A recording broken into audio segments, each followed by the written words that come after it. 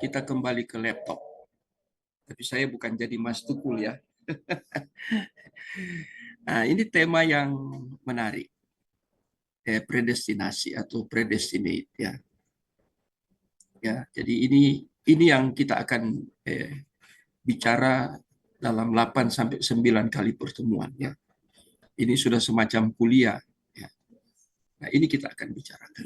Nah, saya mulai dengan pendahuluan karena untuk mengantar ini penting. Jadi doktrin ini dalam sejarah teologi Kristen, saya pakai itu karena saya mengutip apa yang ditulis oleh Gerald Bray, ya. Dia bicara tentang sejarah teologi Kristen. Jadi artinya teologi itu ada di dalam sejarah, ya. Karena teologi itu diramu oleh para scholar, ya, di dalam sejarah. Nah itu. Jadi doktrin predestinasi ini ada dalam sejarah. Dan terkait dengan sejarah pengajaran. Ya, ini pengajaran doktrinal atau pengajaran. Doktrin yang menimbulkan polemik secara internal. Banyak orang tidak suka doktrin ini. Saya harus jujur katakan bahwa predestinasi banyak orang yang tidak senang. Ya, teman-teman saya di kampus sebelum saya ada di STT Rai, kalau STT Rai pasti terbuka dengan doktrin ini. Tapi yang saya ngajar-ngajar itu, saya jadi dosen terbang bertahun-tahun itu, mereka paling tidak senang. Mereka tahu siapa saya. Doktrinal yang saya bangun itu bagaimana mereka sudah tahu, sudah kenal, sehingga mereka tidak suka. Tapi mau tidak mau, ini bukan soal suka dan tidak suka bagi saya, tapi ini soal kebenaran. Bagaimana kebenaran itu diungkapkan, disampaikan. Tapi tantangannya banyak. Itu harga yang harus dibayar. Jadi karena kita lihat ya terjadi polemik, ini terjadi pro dan kontra.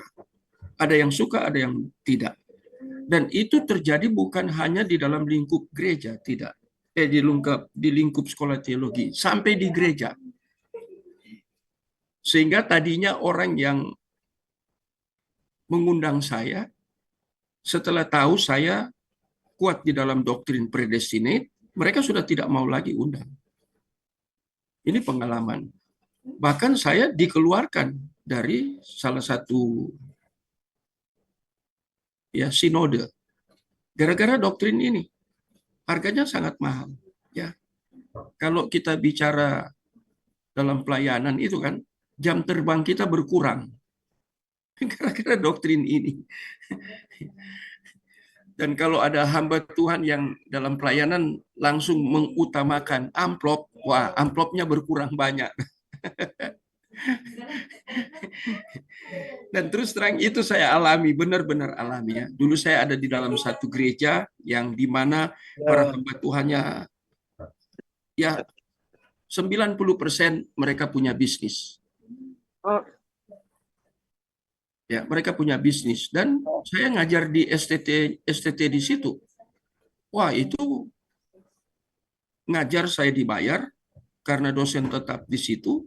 Saya juga dibayar ya sebagai dosen tetap tiap bulan, tapi saya ngajar satu mata kuliah itu dihitung.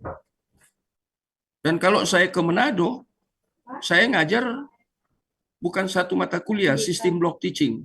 Enggak. Mereka mau saya di situ ada 3-4 mata kuliah. STT S1 lah. Tapi di dalam sistem block teaching itu on-site. Saya harus terbang. Termasuk saya pergi ke Batam. Itu mereka bayar kalau ya enggak banyak-banyak amat. Tapi bagi saya sebagai seorang hamba Tuhan yang sederhana itu sangat cukup.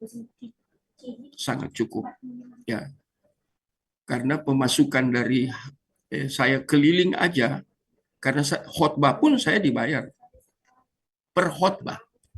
Jadi kalau satu tempat saya khotbah 4 kali, wah lumayan. Belum saya ngajar di tempat itu. Belum saya ada PA di situ. Wah, itu berkat ngalir. Tapi setelah mereka tahu saya menganut doktrin predestinate ini, mereka sudah nggak mau. Outlah saya. Tapi ini bagi saya bukan soal uang, bukan soal itu, tapi soal kebenaran. Ya, berkat bisa datang dari mana saja. Ya, melalui istri, anak ada berkat. Ya. Jadi ada pro kontra. Artinya apa? Ya, ada yang menolak, menerima, dan ada yang menolak. Jadi kan terjadi polemik ini, doktrin ini. Saya kurang tahu di antara yang hadir pada malam hari ini, apakah semua menerima doktrin ini? Atau ada yang menolak? Atau ada yang baru belajar? Ya kita jujur ya. Karena doktrin ini nyaris tidak tersentuh di dalam gereja. Pemberitaan atau khotbah-khotbah dalam gereja. Nyaris tidak pernah disentuh. Ya. Ada seorang teman saya yang lulusan dari Amerika, dia katakan doktrin ini sebenarnya mudah kalau mau dipelajari sungguh-sungguh ya. Lebih sulit yang doktrin the providence of God. Itu lebih susah. Ada hal-hal yang kalau secara logika kita manusia to the providence itu juga nggak masuk akal. Nanti saya ngajar kaitkan tentang predestinasi dan the providence. Pasti harus terkait. Itu bagian dari predestinasi. Providence susah. Bisa di antara kita bisa nolak gitu. Predestinasi bisa di antara kita yang belajar mulai hari pertama malam ini bisa aja nolak ini. Ya, tapi mari kita belajar. Ya, saya juga kita kan di STT yang sudah kuliah STT kan seringkali kita juga menolak kalau kita tahu heresi langsung kita tolak mentah-mentah. Ya. Jadi ini yang terjadi ya. Sehingga patut dilakukan penelitian. Nah, ini maksudnya pembelajaran ini dasarnya penelitian. Baik secara historis di dalam sejarah ya, di gereja, di sekolah melalui para teolog, scholar ya. Tapi saya tidak hanya bergantung di situ, saya nggak mau. Saya mau eksegese. Dasar doktrinnya harus dieksegese. Ya. Jadi kita lihat di sini ini ya. Jadi harus serius, penuh kehati-hatian. Ya. Harus kita mengalami apa yang disebut dengan potiso, illumination, pencerahan pikiran, pencerahan hati. Tapi saya membaca satu buku yang ditulis oleh D.A. Carson. Nah, ini ya, temanya, bukunya tipis.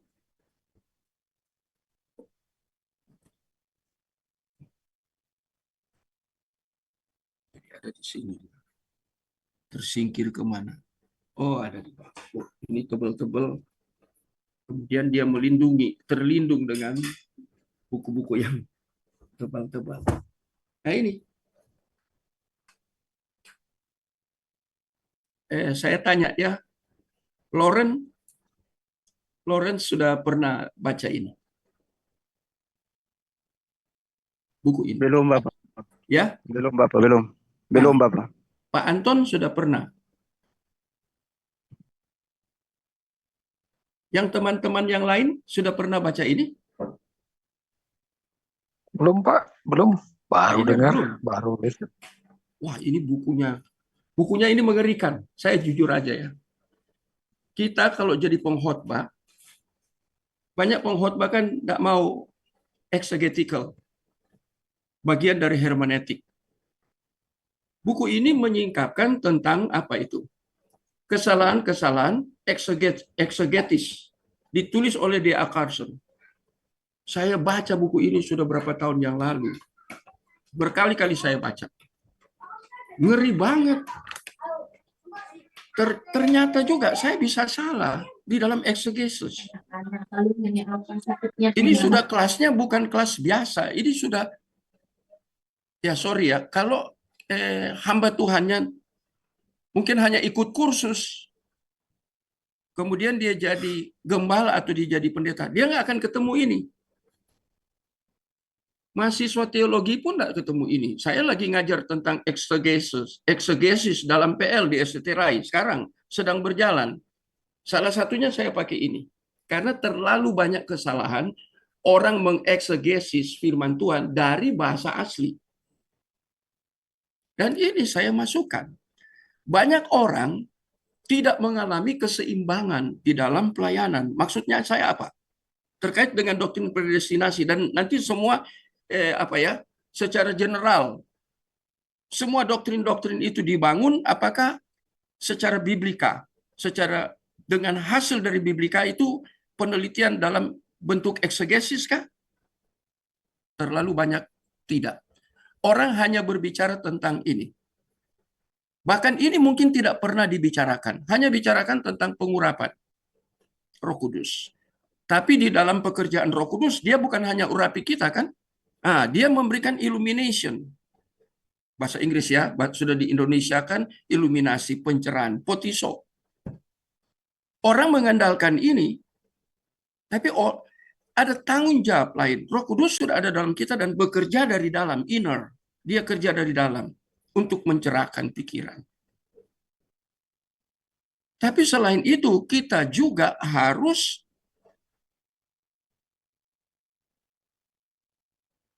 bertanggung jawab. Tanggung jawab itu yaitu penelitian. Penelitian itu dalam bentuk apa? Eksegesis. Dan hati-hati. Mengapa orang tidak menerima doktrin predestinate? Nanti kita buktikan ya selama pembelajaran ini. Karena tidak mau eksegesis. Nanti saya buktikan di awal-awal pembelajaran kita ini ya. Ada kelompok yang tidak mau. Malah kelompok itu ekstrim. Menuduh Irenaeus tidak menerima doktrin predestinate. Saya punya referensi samping-samping saya. Ya, buku-buku cukup tebal ya. Saya punya referensi-referensi bahwa mereka menolak, mereka menuduh bahwa Irenaeus menolak. Irenaeus Bapak Gereja abad kedua menjelang abad ketiga menolak itu. Ini mengerikan. Saya beri gambaran di awal ini ya. Yang memunculkan awal itu Augustinus dari dari Hippo. Dia yang secara jelas. Ya, dia abad keberapa? Sekitar abad keempat. Ya, tidak lama setelah Irenaeus, Tertullianus, kemudian muncullah Augustinus dari Hippo. Mereka pakar teologi ya pada masa-masa itu. Bayangkan abad kedua, menjelang abad ketiga, kemudian muncul abad keempat.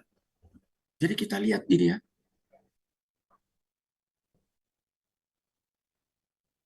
Jadi orang berbicara tentang iluminasi, mungkin sudah sampai di situ, tapi banyak hamba Tuhan tidak sampai ke potiso.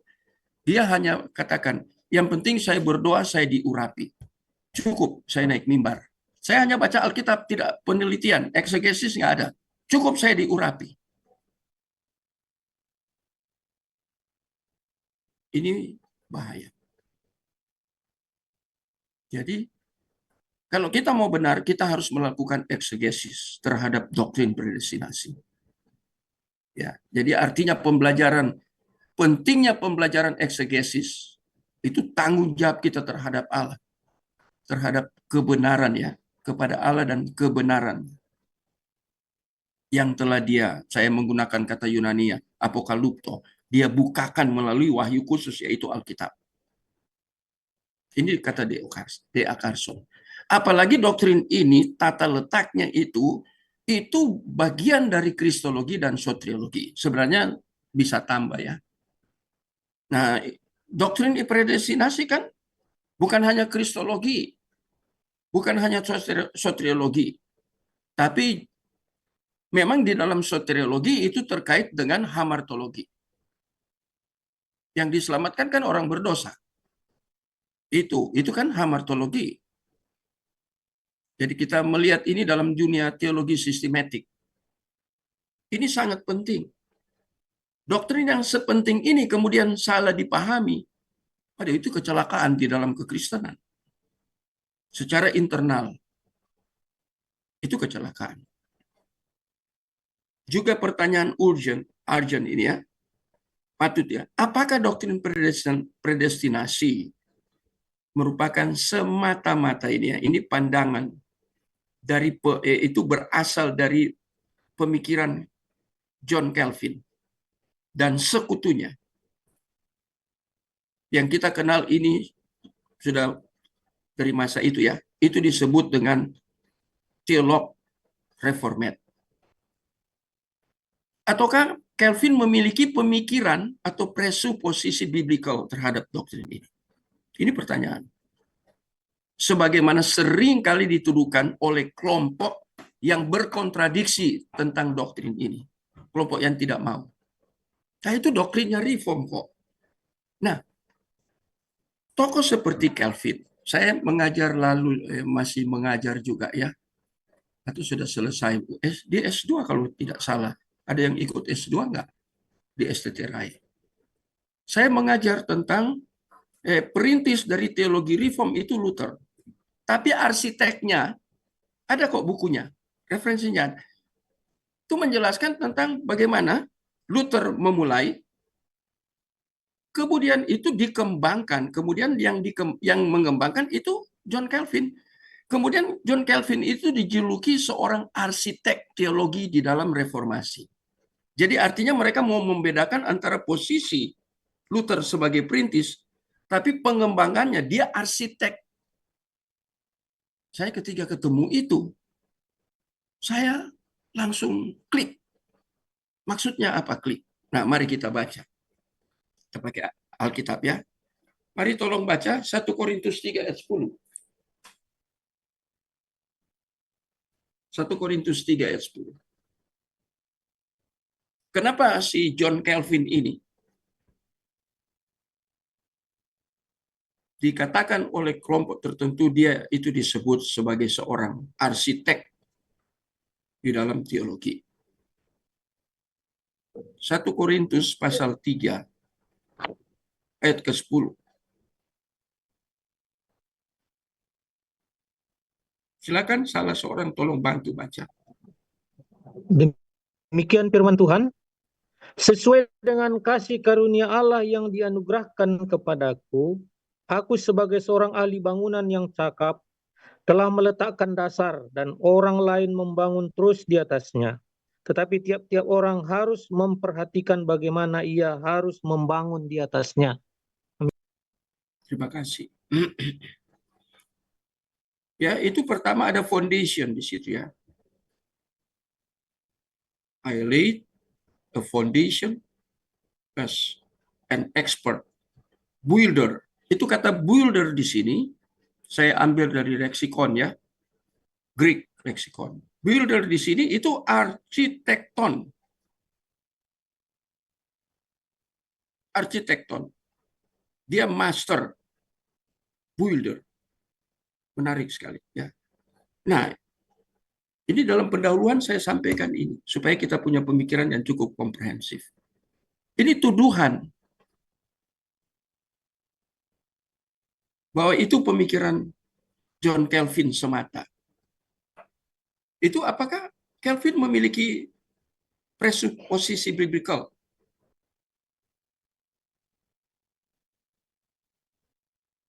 Bagaimana kita menanggapi hal ini? Jadi itu bukan teologi untuk seluruh orang Kristen. Itu hanya milik reform. Kalau saya bandingkan ya, kata haleluya ya dari dua kata, karena saya pernah khotbahkan ini di GKI Surabaya. Dan GKI-nya itu besar sekali. Ya, ibadahnya 4 kali. Saya diundang khotbah. Saya tanyakan temanya apa. Mereka kirim surat kan untuk undang saya. Temanya saya kaget. Temanya hanya haleluya. Hah? Saya bilang ini haleluya kan umum banget. Memangnya untuk meneliti apa itu haleluya itu mudah. Untuk membangun teologi, ajaran, doktrin terkait dengan kata haleluya.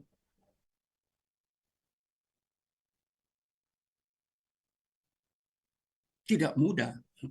Saya harus pakai satu referensi awal yang saya gunakan, itu Vine Expository. Saya cari di situ di dalam Vine Expository. Apa kata haleluya itu? Vine jelaskan. Dari manuskrip dia jelaskan. Kata haleluya, yahnya harus besar. Kita kebanyakan tulis haleluya keliru. Ya, itu harusnya yang yah itu harus besar. Jadi Hillel Yahweh. Apa itu Hillel? Yahweh kita sudah tahu. Hillel Yahweh itu apa? Itu terjadi kontak. Perjumpaan dengan Allah dalam perjanjian lama itu disebut Yahweh. Maka muncullah ekspresi di dalam perjumpaan itu dari umat Israel. Umat pilihan di PL. Israel kan yang dipilih. Munculnya ekspresi akibat perjumpaan. Sama umpamanya saya berjumpa dengan Pak Iner langsung, ini kan hanya berjumpa lewat Zoom ya. Kalau berjumpa secara langsung kan itu ekspresinya jadi lain ya, bisa melihat langsung. Ini bisa lihat tapi dalam batasan. Tapi kalau terjadi perjumpaan secara onsite itu kan beda. Nah, itu gambaran tentang Hillel Yahweh. Ini saya bandingkan dengan predestinate. Dan itu dibangun oleh John Calvin, konsep ini.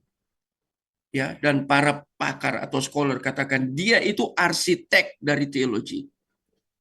Itu tema harafiahnya itu, dan saya ambil itu, saya ngajar di S2. Oh iya, pengantar teologi reform, saya ngajar itu. Dia seorang arsitek. Wah, itu luar biasa ya. Ini kan baru pendahuluan. Jadi orang menuduh itu Calvin itu tokohnya. Ya, yang dapatkan itu. Memangnya Calvin? Enggak. Sebelum reform di dalam sejarah, nanti kita lihat. Itu nama Agustinus pertama. Tapi di abad kedua ada. Tapi masih dalam bayangan, samaran. Nanti kita lihat ya. Malam ini akan sampai di situ. Ini kan baru pendahuluan. Sebelumnya di abad kedua sudah ada itu. Cuman masih samar. Karena sikon. Nanti saya jelaskan secara khusus. Ya.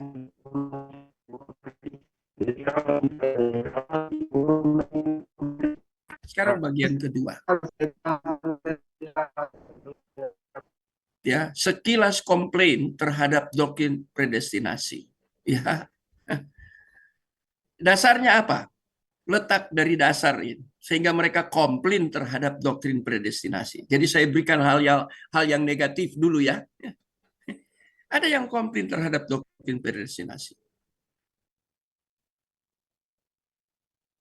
Ada kelompok atau pribadi, ya, pribadi scholar menyatakan dengan lugas bahwa doktrin predestinasi ini berkontradiksi dengan, nah, yang pertama, mereka ambil dari mana?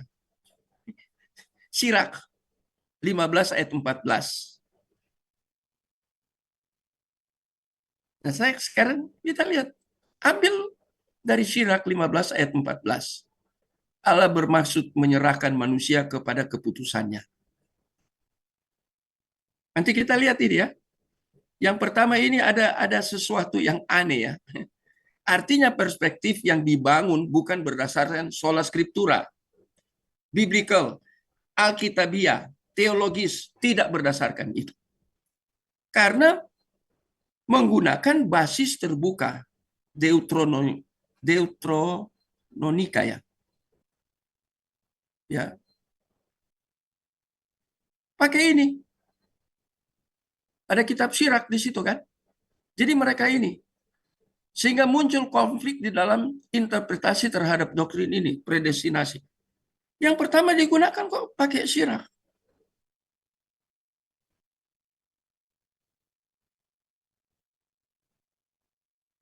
Bagaimana Pak Inar? Jadi kalau kita mau mendirikan doktrin pakai ini Sirak. Boleh juga itu Pak. Boleh juga. Gimana Pak Anton? Anda ada Rida tadi kuliah kan sama saya ya. Kok pakai kitab Sirak? Ngerti ya, kitab Sirak itu ada bagian dari apa? Ya ngerti. Dapat, Pak. Deuteronomika. Pakai kitab itu. Jadi maksud saya, ini kutipan loh, saya kutip nih. Artinya apa? Mereka tidak sola scriptura, hanya Alkitab saja. Loren mau ngomong, Loren?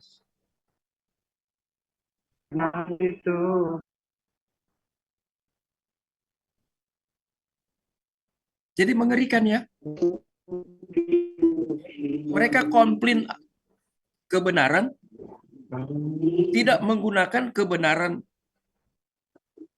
ya, tetapi menggunakan, ya, ada orang yang terima si kitab Sirak di dalam kekristenan kan, terbuka terhadap itu deut,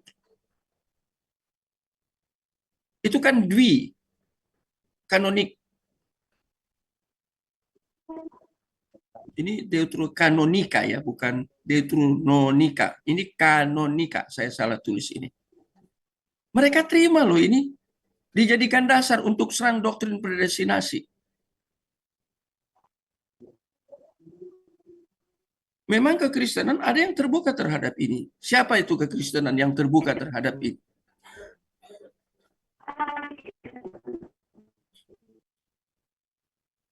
Ada yang sudah tahu ya? Deuterononika. Ada, Pak. Tapi nggak etis kalau kita sebut. Ya. Tapi di ruang belajar kadang saya izinkan dan saya izin untuk menyebut, tapi dalam batasan di ruang belajar aja karena kita belajar. Ya. Nah ini. Jadi mereka tidak gunakan. Yang kedua, Bapak Gereja Irenaeus tadi yang saya katakan, mengatakan bahwa apa? Manusia ini berakal budi, punya nous. Dan karena ia ciptaan dalam kebebasan. Nah, yang mau ditekankan katanya, kata kelompok ini, ya, bahwa Bapak Gereja Irenaeus ini memberi alasan yang pertama bahwa manusia punya akal budi. Yang kedua, diciptakan dalam kebebasan. Nah, yang celaka ini lagi tambah yang ketiga. Ia menjadi tuan atas tingkah lakunya, menjadi kurios. Ya, dia menjadi kurios atas tingkah lakunya. Itu ada di sini. Santo Irenaeus Against Heresies. Katanya mereka mengutip dari sini tulisan. Tapi mereka, nanti di bawah saya jelaskan, mereka tidak membaca seluruhnya pemikiran dari Irenaeus. Tapi mereka sudah bilang, katakan. Jadi yang diandalkan manusia itu pikirannya, nous-nya. Untuk membangun doktrin. Menolak doktrin ini, predestinasi. Katanya Irenaeus menggunakan nous-nya. Dan itu terkait dengan masalah apa? Kebebasan. Free will. Kemudian dikatakan lagi, ia tuan atas tingkah lakunya. Menjadi tuan. Kita ini kalau orang Kristen tidak menjadi Tuhan. Saya sudah mengajar teologi di kelompok kita ini ya, tentang perjanjian. Konsep berit, covenant teologi kan saya sudah mengajar. Sudah lewat ya. Covenant teologi. Itu yang menjadi sumber covenant kan Allah. Dan dia berjanji kepada umat perjanjian. Dalam hal ini konteksnya Israel. PL. Dia berjanji. Dia berjanji itu, kata janji kan itu ikatan darah. Ya. Jadi itu ikatan darah itu, dia berjanji, berarti dia memposisikan umat perjanjiannya itu sebagai apa? Sebagai hamba. Doulos.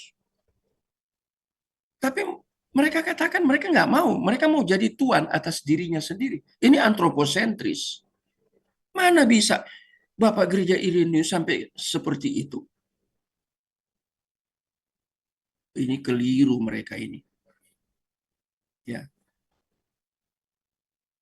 Dengan berbasiskan kedua konsep di atas, kemudian diinterpretasikan bahwa jangan kita mengira. Ya.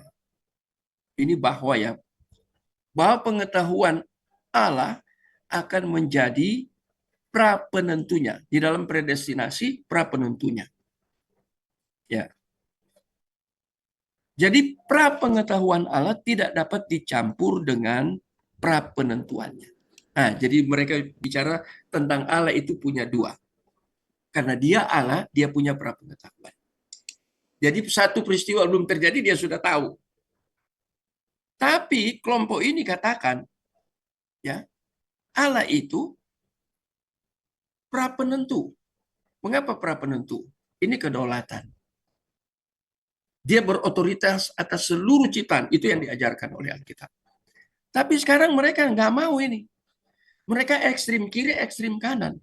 Ini satu kebenaran di dalam Alkitab yang harus dilihat di dalam kerangka berpikir sebagai tota. Ini bahasa Latin ya. Tota itu apa artinya? Totality, keutuhan. Nggak boleh dipisahkan antara pra-pengetahuan dan kedaulatan. Nggak bisa. Karena mereka di dalam pikirannya mau tolak doktrin ini. Akhirnya mereka memisahkan antara pra-pengetahuan Allah dan pra-penentuan. Ini kegilaan dalam berteologi. Ada itu. Ini kenyataan. Ini tulisan yang saya kutip. Jadi karena mereka sudah tidak senang dengan predestinasi, doktrin predestinasi, mereka bangun konsep seperti ini. Ini mereka ekstrim kiri, ekstrim kanan. Apakah itu biblical? Enggak. Itu dua konsep pra-pengetahuan dan pra-penentuan itu harusnya diintegrasi.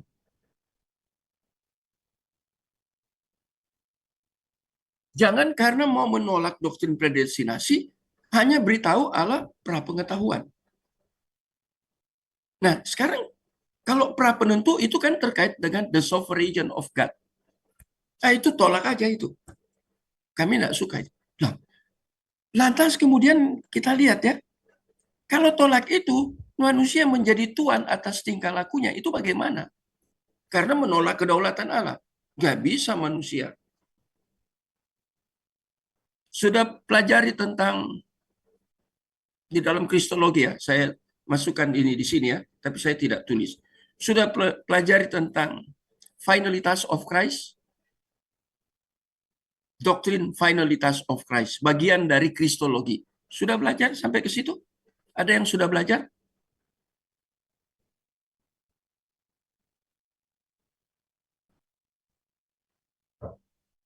Loren sudah belajar?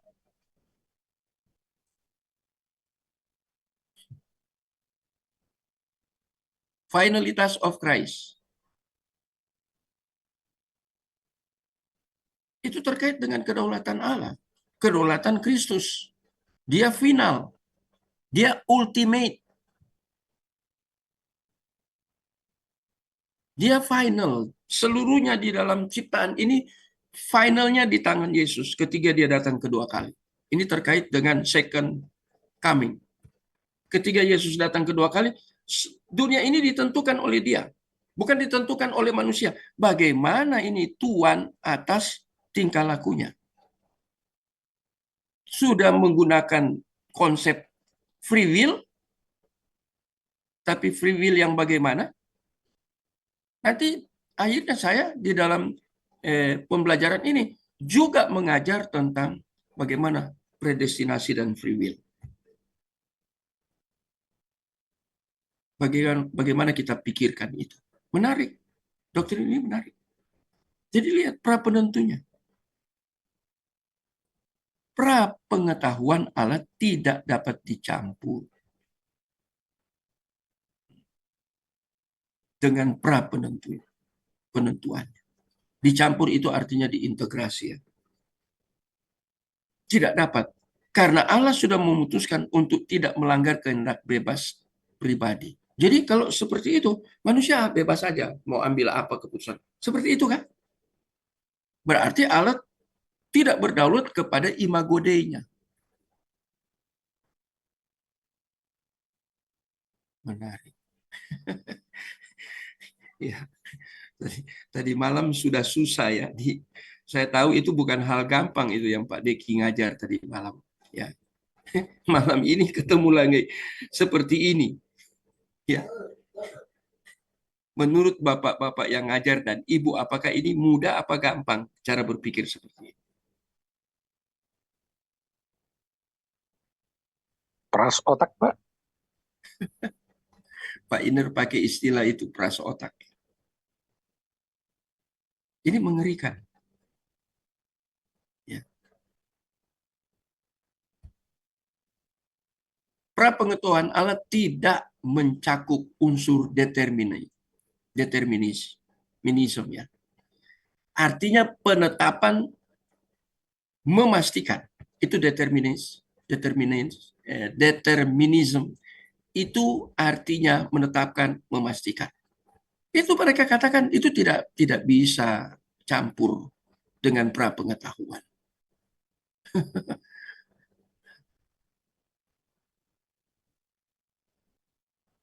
Allah tetap ya, untuk mengambil keputusan. Ya, ini makanya saya bold ini ya, dihitamkan, dan mengubah keputusannya dalam sejarah dan waktu sesuai kehendak kebijaksanaannya sendiri. Ini cara berpikir bagaimana ya? Allah berubah. Ada pujian Allah tidak berubah ya. Tapi mereka katakan Allah berubah di dalam sejarah dan waktu. Tadi saya mengajar di dalam di Rida ya tentang konsep di dalam apologetika Kristen itu ada konsep dari Van Til yang berbeda dengan Aquinas tentang ini. Apakah Allah berubah? Itu tadi saya ngajar. Tadi sore, siang sampai ya sore lah, siang sampai sore saya mengajar. Ya, mereka tidak menjelaskan Allah mengubah ini, apalagi keputusannya. Berarti kalau Allah berubah, keputusan dalam sejarah, dalam waktu ya, sejarah itu terkait dengan waktu, time. Ya, kalau Allah berubah berarti Allah tidak konsisten.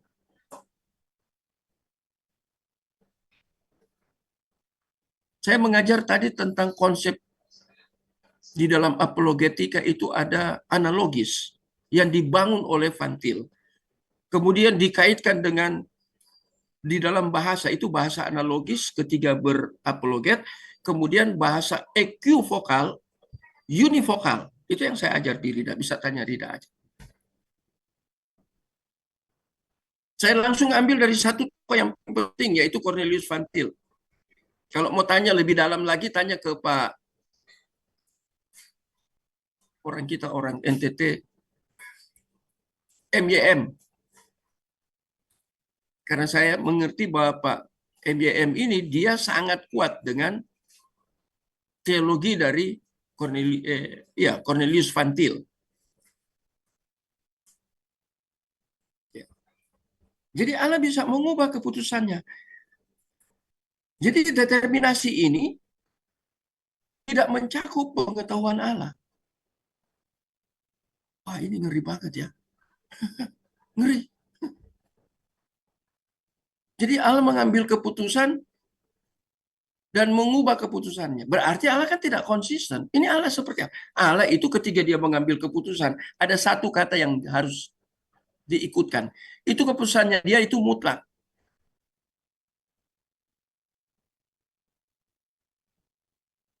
Absolut di dalam sejarah, di dalam waktu, di dalam kehidupan dunia ini. Keputusan-keputusannya itu absolut karena dia absolut.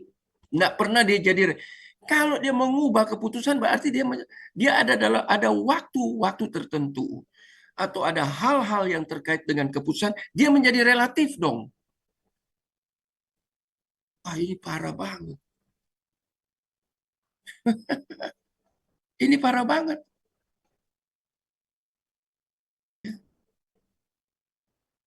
Kita baru mulai predestinasi, pembelajaran baru awal, sudah berjumpa dengan yang seperti ini. Yang ngeri-ngeri diberikan duluan. Yang absurd, yang error, distorsi diberikan. Nanti yang sebenarnya mulai akan diberikan. Mungkin pertemuan kedua, minggu depan, kita pelajari yang benar. Nanti saya bangun dengan eksegesis. Ya. Tapi saya sangat berhati-hati tentang masalah eksegesis. Karena berbahaya, kita bisa terjebak. Gitu ya. Kadang kita mengeksegesis kata tertentu yang kita lihat sama di dalam bagian yang lain, tapi kita mengeneralisasi itu. Tanpa kita lihat konteks, kita out of context dalam dunia eksegesis. Itu mengerikan. Kata-katanya sama, tetapi di dalam konteks tertentu itu untuk menekankan sesuatu kata yang sama ini untuk menekankan di dalam konteks tertentu. Itu bahaya. Kesalahan-kesalahan dalam eksegesis itu dikatakan oleh D.A. Carson, itu bagian yang salah. Jadi kita melihat ya, kok Allah bisa berubah ya? Sesuai dengan kehendak kebijaksanaannya sendiri. Ya, kelihatan rohani sekali toh. Dia berubah itu kebijaksanaannya sendiri. Hokmah. Sophia, bijaksana kan hikmat. Hokmah. Jadi Allah berbijaksana, dia ubah. Ya. Dengan kata lain, Allah bukanlah tawanan dari pra pengetahuannya sendiri. Waduh, mengerikan. Dipakai lagi istilah tawanan. Ya, Allah bukanlah tawanan dari pra pengetahuannya sendiri. Ngeri ya? Wih, mengerikan.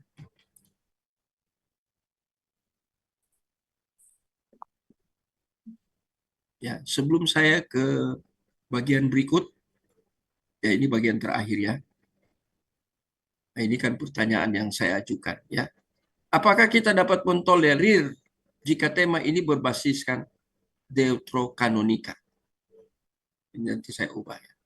Yang kedua, apakah Alkitab mengajarkan bahwa kontradiktif di dalam Allah, dalam hal ini perihal prapengetahuan Allah dan kehendak kedaulatan keputusannya, apakah itu biblical?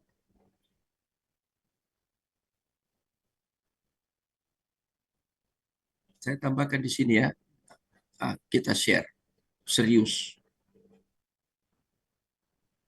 Ini perspektif atau pandangan dari orang-orang yang anti predestinate. Ada yang katakan predestinasi itu bukan biblical. Kenapa? Itu filsafat. Saya tanya ke orang itu di dalam WA, maksud lo filsafat yang mana? Karena dalam sekolah teologi kan ada filsafat Kristen. Jadi maksud kamu filsafat yang mana? Atau kamu mau mengintegrasi antara filsafat dan teologi dan Alkitab? Untuk kamu membangun konsep. Ada bukunya, tebal sekali itu. Ya. Filsafat harus melayani teologi. Ada bukunya, saya tebal. Saya sudah baca tuntas itu. Ya. Filsafat harus melayani teologi. Artinya filsafat itu sebagai pelayan kan dia harus rendah. Dia nggak boleh menjadi yang utama. Filsafat manusia. Nah, itu menarik. Nah, ini dua hal ini yang menjadikan orang menolak predestinasi teologi. Itu mengerikan. Ya. Makanya saya sering katakan ke para mahasiswa ya, kamu kalau mau kuliah, masuk STT, Kamu berdoa supaya Roh Kudus benar-benar pimpin kamu. Kalau salah kamu masuk, kamu mengalami apa yang seperti yang lalu yang heboh itu ya, ketika bom-bom meledak. Apa indoktrinasi ya. Kamu masuk sekolah teologi itu kan cukup lama ya. Kalau dulu saya ada praktek 1 tahun. 3 tahun kuliah full. 1 tahun praktek. Itu kamu salah masuk sekolah teologi. Habis kamu. Mengapa? Indoktrinasi itu. Otak dicuci habis. Ya, bukan pakai rinso atau pakai apa itu yang sejenis itu. Tidak. Tapi pakai konsep, pakai ajaran untuk mencuci otak. Kalau ajaran itu biblical, oke. Tapi kalau dia tidak biblical, nah seperti ini kan ini bukti nyata nih. Mau jadi apa kalau keluar jadi hamba Tuhan, kemudian memimpin umat? Umat karena dia dalam tanda kutip awam, ya dia nggak ngerti kalau dia sedang dikerjain, sedang diindoktrinasi dengan hal yang salah. Dia nggak ngerti. Dia hanya buka mulut, dimasukkan, dijejali dengan pengajaran-pengajaran yang tidak biblikal. Bahaya. Tapi ini terjadi.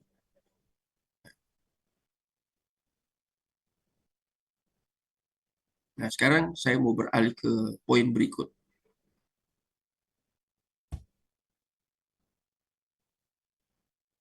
Ini kurang dia ya.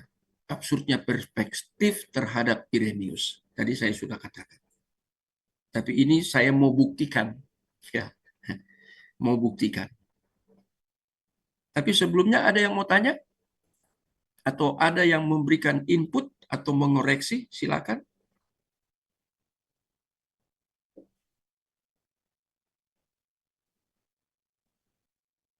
Malam ya bang, jalan ke orang. Mari, Pak David mau bicara? Mau beri input tambahan? Mau mengoreksi? Atau Pak Raya? Silakan. Tidak, Pak. Lanjut, Pak. Lanjut aja Terima- ya. Iya, Pak. Iya, Pak.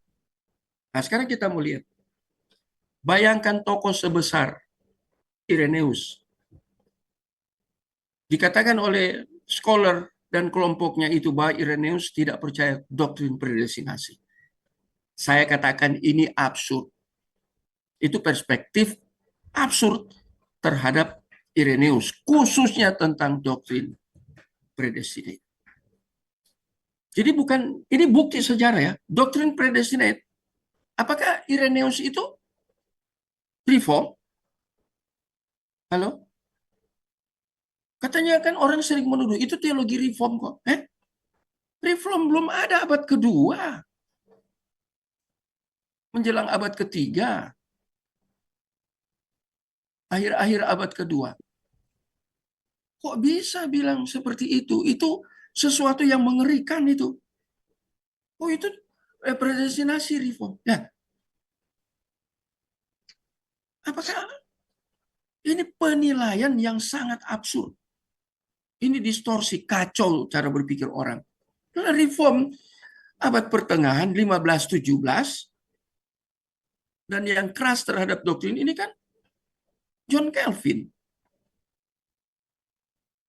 Kalau saudara tahu di dalam reform itu bagaimana, baru secara spesifik ya lebih mendalami tentang reform. Bagaimana antara Luther, tokoh-tokoh reform yang awal-awal ya, Luther dan Calvin, apakah mereka persis sama? Enggak. Kalau saudara mau belajar, enggak persis sama. Makanya tadi saya katakan ya, Luther itu perintis di dalam satu buku referensi, yang arsiteknya itu bukan Luther, justru John Calvin. Bukan mau merendahkan Luther, bukan. Tetapi ada sesuatu yang lebih progres itu. Itu doktrin itu dibangun semakin hari semakin progres. Di tangan Calvin itu, makanya dia disebut sebagai arsitek. Itu bandingkan dengan tadi 1 Korintus 3 ayat 10 ya. Paulus itu diberikan karunia untuk membangun. kata yang munculkan arsitektur itu kan di situ. Berarti John Calvin diberi kemampuan, diberi karunia untuk membangun. Saya nggak tahu di antara kita siapa yang ikut pembelajaran malam ini mendapat karunia untuk memang membangun. Ada dua hal ya. Satu, membangun konstruktif, bahasa akademik. Satu, destruktif. Destruktif itu merusak. Di dalam pekerjaan Tuhan, ada yang bangun, ada yang rusak. Nggak ada yang netral. Nggak ada. Ada yang membangun. Paulus sendiri sebagai seorang rasul, yang dikatakan oleh Matt Castillo ya, orang Filipina yang mengajar di Pasadena, ketika dia mengajar saya, di dalam ruang kuliah, satu angkatan saya, dia katakan apa? Rasul Paulus itu multidimensional. Wah, itu luar biasa dia. Multi. Dia menguasai banyak hal dalam dunia teologi. Makanya Tuhan percayakan kepada dia. Begitu banyak surat dia tulis. Roh Kudus beri kepada dia. Memberikan theopneustos. Ya, diilhamkan oleh Roh Kudus. Ya, dia bicara tentang ilhama, theopneustos. Banyak surat. Itu karena dia diberi karunia. Saudara diberi karunia sampai ke situ kan? Wah, itu luar biasa. Saya sudah umur ya. Saya mau mengajar ya kepada orang yang sudah umur, yang masih muda. Apalagi yang masih muda, supaya ke depan itu selalu berpikir untuk membangun. Konstruktif, bukan destruktif. Menjadi seorang arsitektur untuk membangun pekerjaan Tuhan. Membangun mindset, pemikiran biblical di dalam diri umat Tuhan. Apalagi kita dalam dunia sekolah teologi ya. Bayangkan itu sekolah teologi itu ya. Itu yang sekolah itu kan mereka diperlengkapi. Untuk kemudian mereka selesai, mereka keluar, mereka jadi hamba Tuhan. Mereka memperlengkapi jemaat. Itu kan sistem matetes, pemuritan. Dimuridkan, diperlengkapi, diajar. Baru kemudian dia pergi untuk mengajar lagi. Itu konsep matetes. Itu amanat agung.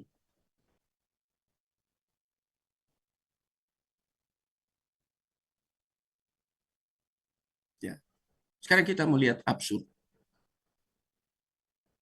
Memahami apa yang ini tadi saya pakai istilah ini sebenarnya. Autokritik. Ini kritik ya. Mereka suka mengkritik ya doktrin. Tapi mereka menggunakan sadi kitab, kemudian menggunakan Irenaeus untuk menjadi fondasi mereka. Dengan negative thinking. Cara berpikir negatif. Untuk mendiskreditkan doktrin predestinate. Itu mengerikan. Ya. Khususnya ini secara intern. Ya.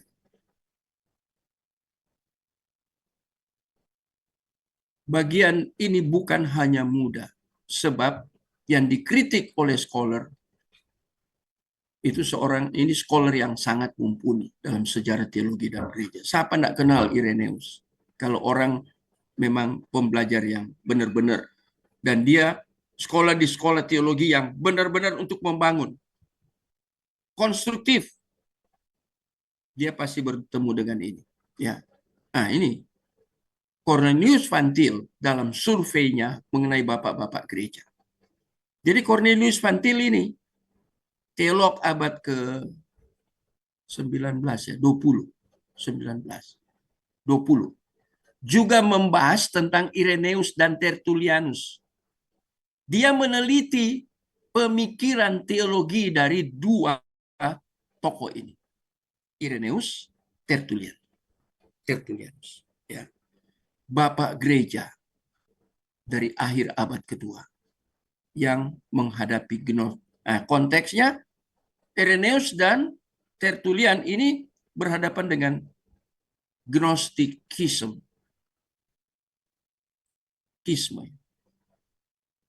Sebagai lawan utama mereka. Lihat ini tokoh reform. Dia teliti orang yang punya pemikiran reform, tapi konsep reform belum muncul saat ini. Karena ini akhir abad kedua. Jadi kalau orang bilang bahwa predestinasi itu konsep teologi reform, dia pengarang. Ngarang dia. Nggak benar yang dia katakan. Nah, ini sudah muncul kok di abad-abad awal. Jadi ini abad kedua. Cuman konteksnya di abad kedua, dua bapak gereja ini, Irenaeus dan Tertullianus, yang mereka hadapi itu gnostik. Ini lawan utama mereka. Ya. Ini Cornelius Van Til pelajari cara berpikir mereka. Bapak Ibu yang punya referensi banyak, ya, saya umpamanya punya ini. Bagi yang sudah sering belajar dengan saya, sudah tahu. Saya tunjukkan. Ya. Ini buku setebal ini, ada 3 jilid di saya. Satu set. Saya belajar pemikirannya. Tapi dia menulis pemikiran-pemikiran orang lain. Wawasan dunia Kristen. Sejarah sebuah konsep atau sebuah pandangan Kristen. Ditulis oleh David Nugel.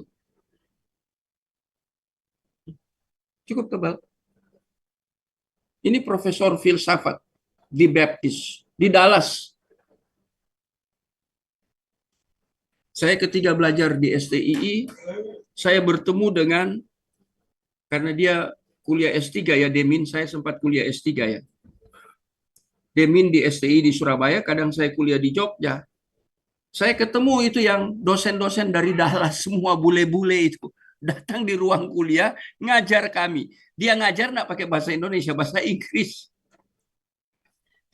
Karena itu S3. Saya belajar dari buku-buku ini. Ini drama doktrin yang ditulis oleh Kevin J. Van Hooser. Ya, ini drama doktrin itu menjelaskan tentang suatu pendekatan kanonik linguistik pada teologi Kristen. Jadi pendekatan ini paling penting, kanonik. Berarti sola scriptura, ya. Linguistik ini soal bahasa. Pada teologi Kristen. Jadi dia membangun teologi Kristen berdasarkan kanonik, sola scriptura artinya. Dan dia menggunakan linguistik. Linguistik kan ini tata bahasa. Dia ini seorang yang hebat di dalam exegetical. Dan dia menulis banyak buku. Saya punya banyak buku yang dia tulis, termasuk tentang pengantar di dalam perjanjian lama itu. Ya. Ini profesor ini. Profesor riset teologi sistematik di Trinity Evangelical. Ini dia. Bukunya tebal.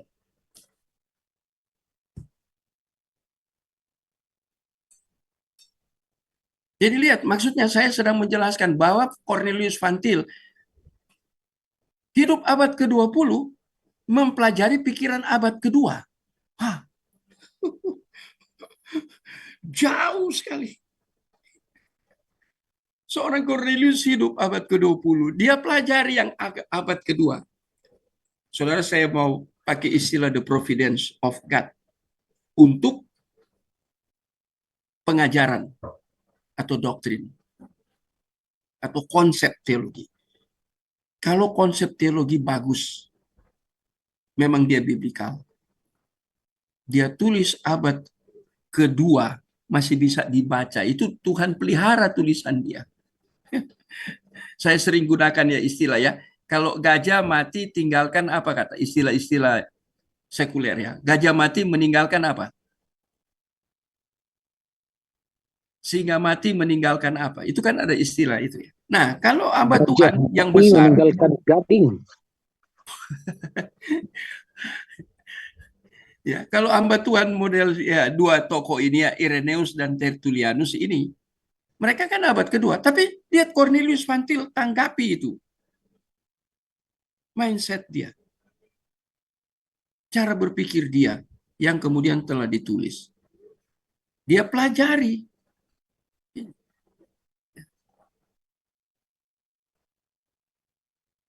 Gnostik sebagai lawan. Van Til terutama dia melihat apa pandangan teologis dari kedua tokoh ini, di mana pandangan mereka sampai, nah ini ya, ini saya hati-hati supaya nggak salah ngerti lagi, jangan terjebak seperti yang tadi di atas saya jelaskan ya, langsung apa ya memberikan vonis ya bahwa Irenaeus menolak predestinasi. Itu vonis, tapi tidak utuh, tidak total dia mengerti. Nah, sekarang, dua tokoh ini kan mereka hadapi Gnostik, ya. Sampai derajat tertentu dipengaruhi oleh filsafat Yunani.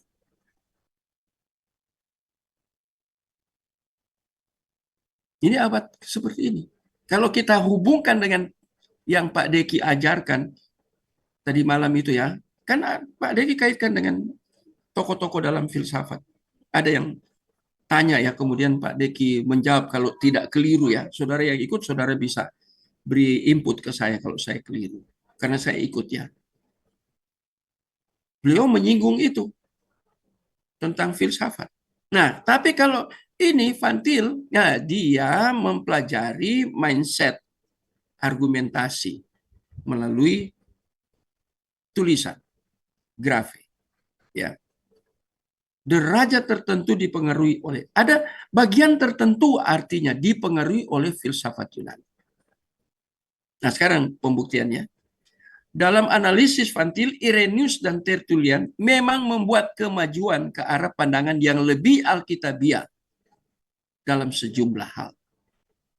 Bahkan epistemologi, ya, ini penekanan ya, epistemologi, yaitu penekanan Irenaeus akan kanon Alkitab dan sikap Tertullian mempertentangkan, dia pakai istilah ya, Athena dan Yerusalem. Athena itu artinya apa? Itu filsafat. Dikuasai oleh filsafat. Dan Yerusalem. Di sana tentang pengajaran yang berpusat di Yerusalem. Khususnya ketika Kristus berinkarnasi, kemudian muncullah rasul-rasul di sana, murid-muridnya dia, kemudian mereka jadi rasul. Di Yerusalem kan itu. Jadi Tertullian mempertentangkan. Irenaeus berupaya supaya biblical. Kanon Alkitab. Jadi sola scriptura. Bukan pakai kitab sirak. Bukan. Abad awal loh yang ini ya. Abad 2. Ya, saya kadang ngomong terlalu cepat ya. Akhir abad kedua. Nah ini kan. Dia orientasinya kanon. Tapi ada pengaruh. Bagian tertentu ada pengaruh. Nah, saya mau jelaskan ke saudara, berikan contoh lah, ilustrasi ya. Apakah saudara tidak terpengaruh dengan budaya saudara? Saudara dari mana? Saya percampuran. Manado, Ambon. Tapi saya besarnya di Manado. Jadi kebudayaan Manado masih terbangga. Terikut enggak? Sudah jadi hamba Tuhan. Sudah ada Roh Kudus di dalam. Pak Rai, orang Batak kan, halak kita kan, karena marganya saya lihat putar-putar. Apakah di dalam gereja umpamanya, Bapak gereja apa kira-kira Pak Rai? Halo?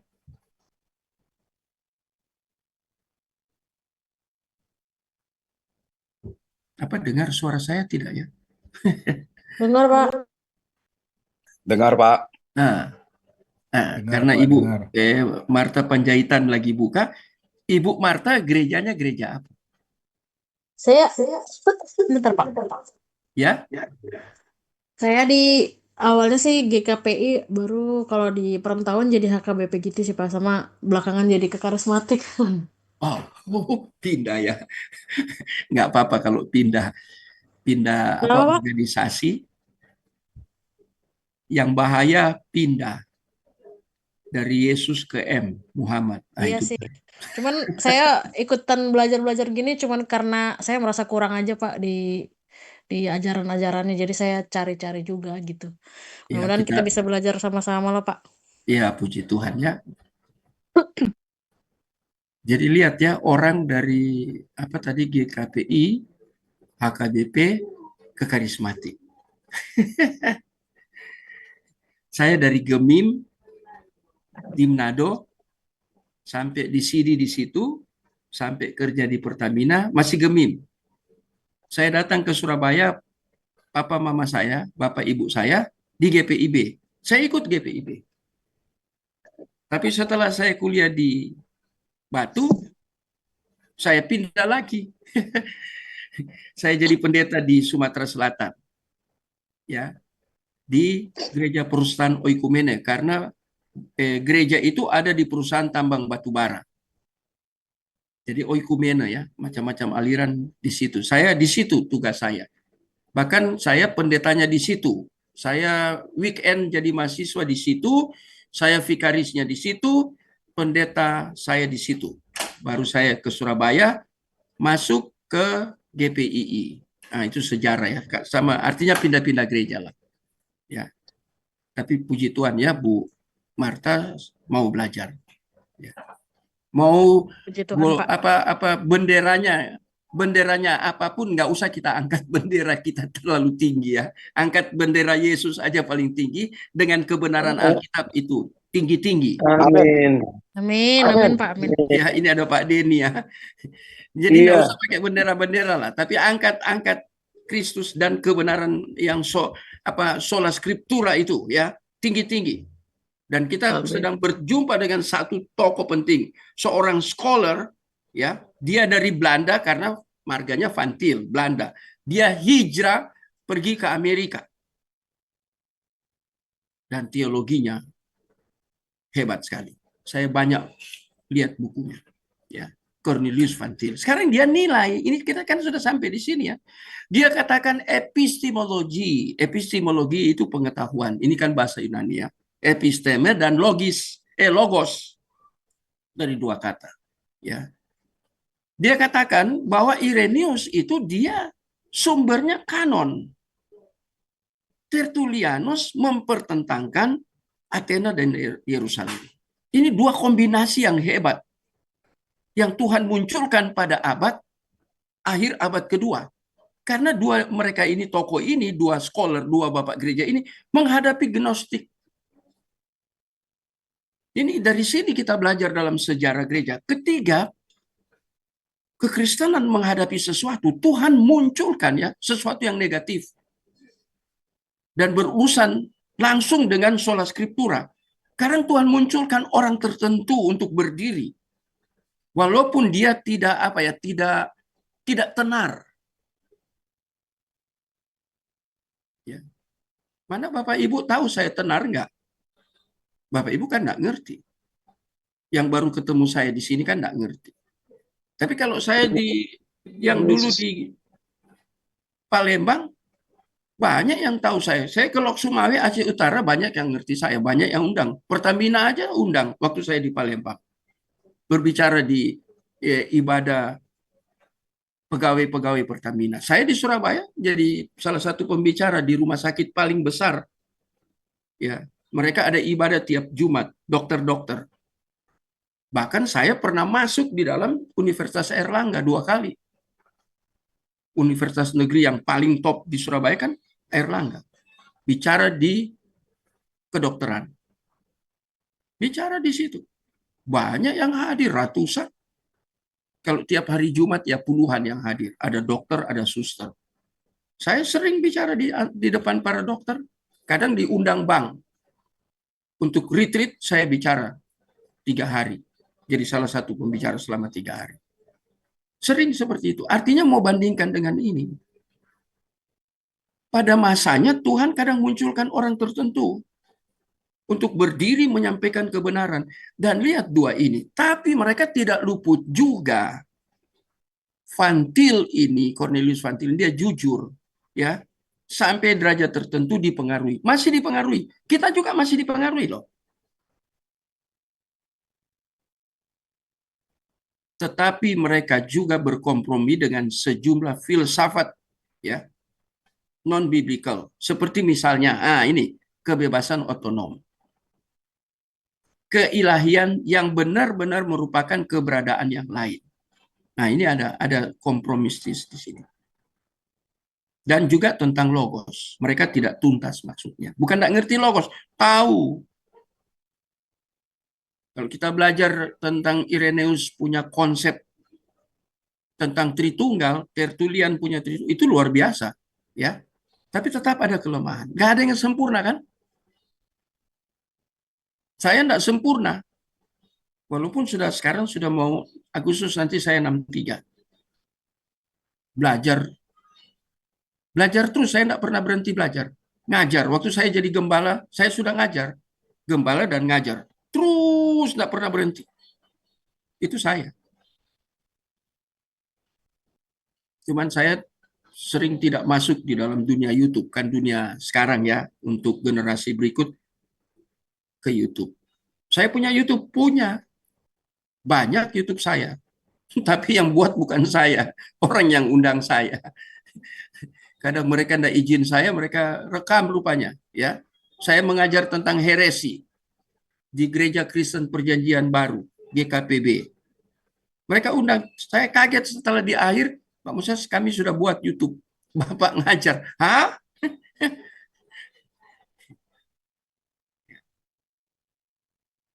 Tapi kita lihat belajar dari sini ya. Ada kelemahan. Ya. Jadi tidak ada yang sempurna. Kata Dorce Gamalama, yang sempurna itu hanya Allah. Allah. Saya meminjam kata Dorce Gamalama ya. Apa dia masih hidup atau sudah nggak kelihatan ya, dia sekarang sudah meninggal kali, sudah almarhumah ya. Oh, masih ada ya Pak Den?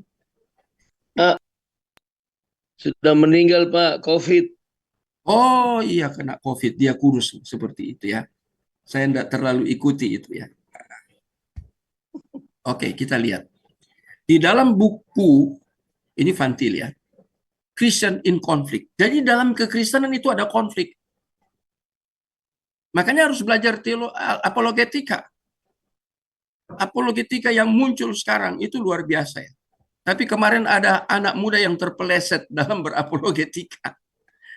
Itu siapa namanya itu ya? Yang kelihatan kayak cewek tapi rupanya dia cowok ya. Udah tahu dia. Pak. Siapa namanya? Elia Mairen.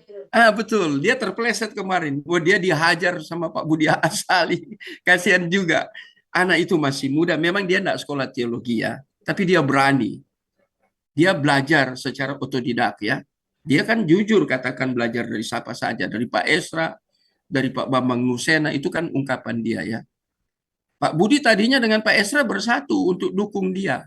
Karena mereka senang ada seorang apologet yang masih muda. Tapi sayangnya dia tidak sekolah teologi. Sehingga ada argumentasi dia terpeleset dan itu mengerikan. Wah, Pak Budi lihat kayak gitu, Pak Budi Asali langsung dihajar. Kasihan juga. Harusnya kan dibimbing dulu kalau bagi saya ya. Saya karena mantan gembala lama, jadi saya lihat kalau ada kesalahan, jangan kita langsung hajar. Kalau bisa ada pendekatan personal ya. Kemudian bimbing dia, ini keliru loh. Harusnya seperti ini ya. Harusnya bimbing dan beri kesempatan kepada Roh Kudus di dalam waktu Kairos untuk cara berpikirnya yang keliru itu diubah. Jangan kita paksa, harus ketika saya menjelaskan kamu harus berubah saat ini juga. Jangan. Memangnya kita bisa mengubah siapa? Saya ngajar seperti ini. Kadang saya lihat cara saya ngajar keras enggak? Kritik enggak? Tapi saya tahu saya tidak bisa ubah. Ke Ibu Marta, ke Pak Denny, saya nggak bisa ubah. Itu bukan pekerjaan saya, itu pekerjaan Roh Kudus. Saya batasnya ngajar. Kita batasnya khotbah. Kita batasnya memberitakan ini. Ada limitation. Ada boundaries. Jangan kita hantam itu. Tembok itu ya, batasan itu. Jangan kita robohkan. Kita melawan Allah nanti. Biarlah Allah bekerja dalam waktu Kairos, orang itu berubah. Saya mengajar predestinasi ini, memangnya langsung saya tuntut untuk Bapak Ibu ngerti gitu. Enggak mau. Saya aja belajar predestinate, bolak-balik, baca, itu masih keliru-keliru. Tapi terus, ya, terus, proses. Sampai saya ngerti. Itu prosesnya yang lama. Ya. Jadi saya juga enggak langsung harus hari ini, malam ini juga harus berubah. Itu kan di KKR seperti itu. Ya. Nah, tapi ini menarik ya. Ini dia bicara tentang Kristen in konflik. Di dalam kekristenan ada konflik. Ya konflik tentang apa? Doktrinal. Kalau hanya khotbah praktis, nggak ada konfliknya. Khotbah-khotbah pragmatis itu, khotbah-khotbah di gereja moral itu nggak ada konflik.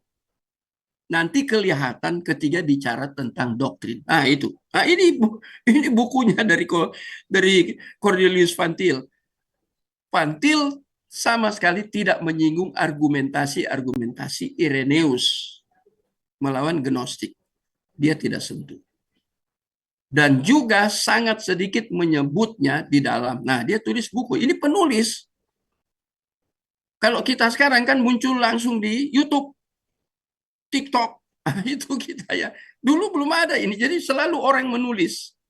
Ya. Lihat tadi buku Christian in Conflict. Sekarang dia menulis satu buku namanya A Christian Theory of Knowledge.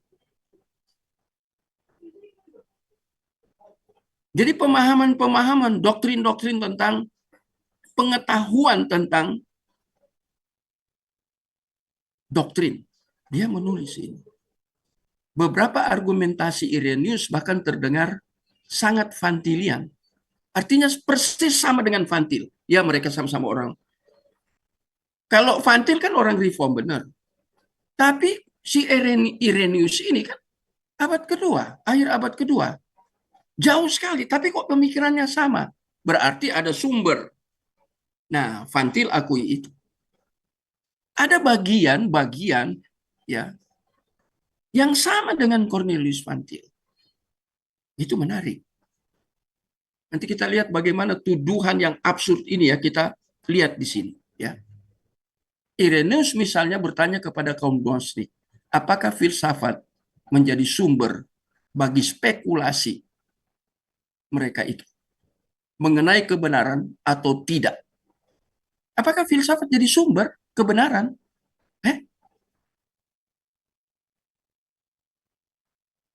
Filsafat itu di dalam kerangka berpikir Irenaeus itu spekulasi. Bagaimana spekulasi mau jadi kebenaran? Itu Van Til. Irenaeus. Van Til melihat tulisannya. Mereka ketahui kebenaran kah? Para filsuf. Saya baca, ada beberapa buku saya baca ya. Itu Plato menjelaskan tentang logos. Dia tahu tentang logos, dia jelaskan. Tapi penjelasannya bukan biblical. Tidak teologis. Penjelasannya penjelasan konsep filsafat. Yang berpusat kepada diri sendiri. Antroposentris. Jadi konsep yang dibangun itu istilahnya sama. Logos. Alkitab juga logos. Tapi kontennya beda. Kalau pakai ilustrasi ya, HP ini, luarnya apa ini? Casing. Bagus. Casingnya bagus. Tapi program-program di dalam HP, bagus nggak? Nah ini, jadi hanya luarnya. Hanya istilahnya sama, tapi isinya beda. Ini contoh. Dan itu diakui oleh Van Til. Ini menarik. Ya. Itu filsafat. Oke, ada di Jakarta ya. Siapa yang tinggal di Jakarta? Itu dia anti sekali dengan teologi reform. Dia punya 3 gelar doktor. Saya sudah bilang di teman-teman yang sudah awal-awal belajar dengan saya ya. Di dalam ministry ini. Itu tokonya ada di Jakarta. Itu berdebat habis-habisan dengan Pak Esra Soru dan Pak Budi Asari. Berkali-kali mereka ketemu. Dan dia munculkan di dalam grup WA. Saya kebetulan orang masukkan di dalam grup dia. Yang dia munculkan dalam grup WA itu apa? Reform itu filsafat. Dia tidak jelaskan filsafat apa. Kalau saya ngajar Ketika saya mengajar tentang Aquinas, saya jelaskan Aquinas itu pemikirannya itu siapa yang pengaruhi dia? Saya ngajar itu. Ketika saya mengajar di S2 kan saya mengajar tentang itu. Pemikiran tentang Thomas Aquinas itu kan dari Neoplatonism, kemudian itu kan dari Aristoteles. Saya ngajar itu. Kalau orang reform nggak mau itu, harus sola scriptura. Harus. Hanya Alkitab. Cuman memang Alkitab ketika ditafsirkan, dieksegesis, banyak terjadi kesalahan. Itu juga bahaya. Ya, jadi harus ada rambu kita, waspada. Tapi kita lihat, jelas. Ya.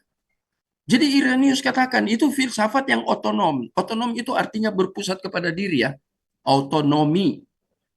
Saya belajar istilah ini dari R.C. Sproul, bukunya R.C. Sproul itu. Saya baca tentang 3 jenis otonomi. Ya. Nomi di belakangnya. Ada otonomi, ada heteronomi, ada teonomi. 3 konsep tentang itu. Itu Sproul tulis dalam buku. Sampai saya tersimpan dalam memori. Ya. Otonomi merupakan dasar pengetahuan. Ya. Van Til katakan bahwa filsafat yang otonom merupakan dasar pengetahuan. Sehingga Allah sama sekali tidak memadai. Allah yang mereka bangun dengan konsep filsafat itu keliru. Mengerikan itu. Jadi lihat, dasarnya kan spekulasi. Di atas-atas semua ya. Pada hakikatnya Irenaeus mengkonfrontasi kaum Gnostik dengan pandangan mengenai kemahatauan yang menyeluruh, yang dikenal sebagai dialektik rasionalis. Ini irasionalis. Ya. Dialektik rasionalis, irasional. Nanti saya ngajar apa ya? Saya sudah punya bahan untuk mengajar di S1 tentang Allah yang rasional. Wah, itu menarik. Ya, ada sub tentang Allah yang rasional. Bagaimana kita memikirkan Allah yang rasional? Ini berbicara tentang apa? Kalau dia Van Til katakan seperti ya Irenaeus ya, dia serang Gnostik, konfrontasi. Tentang apa? Mengenai kemahatauan menyeluruh yang itu sebagai dialektik rasionalis. Ini kekristenan. Ini biblikal. Yang di atas itu Gnostik nggak, dia filsafat. Ya, dialek rasionalis ini dialek rasional. Rasional. Allah masuk akal nggak? Ada hal-hal yang tidak masuk akal, tapi ketika disingkapkan itu bisa dipikirkan secara logika. Saya mengajar logika. Pertama kali saya mengajar di STT Rai, tema yang saya ajar itu logika, tapi nggak tuntas karena terlalu ada buku yang menjadi panduan, buku utama terlalu tebal. Ya, sehingga tidak tuntas. Mungkin di S2 atau kita sendiri harus belajar secara otodidak. Yang penting kita sudah punya basic dasarnya, baru kita otodidak untuk ke depan. Ya. Jadi Allah yang rasional, dia dialektik. Artinya dia dalam berhubungan dia rasional. Dia berbicara kepada Musa, kemudian diperintahkan untuk berbicara. Musa ngerti yang dia katakan.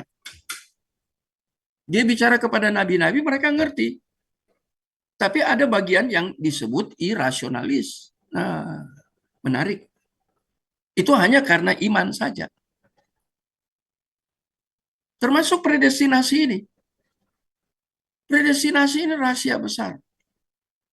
Kalau saya ambil contoh lagi di dalam yang kemarin disinggung oleh Pak Deki tentang Basilia Uranon itu, ya, kerajaan Allah, itu perumpamaan-perumpamaan di Matius 13.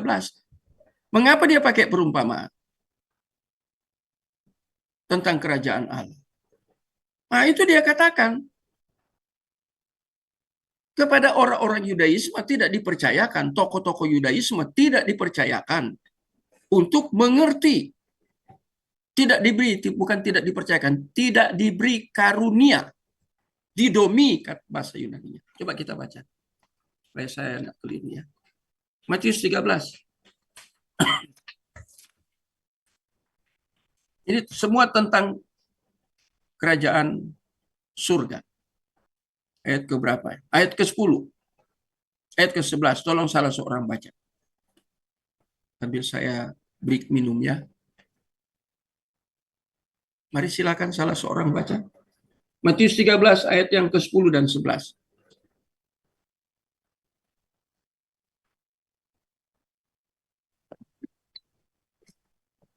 Demikian firman Tuhan. Maka datanglah murid-muridnya dan bertanya kepadanya, "Mengapa engkau berkata-kata kepada mereka dalam perumpamaan?"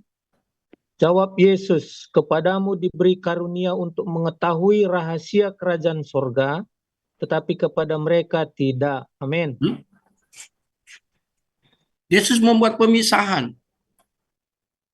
Murid tanya, kok bicara tentang Basilia Uranon itu kerajaan surga, kerajaan surga.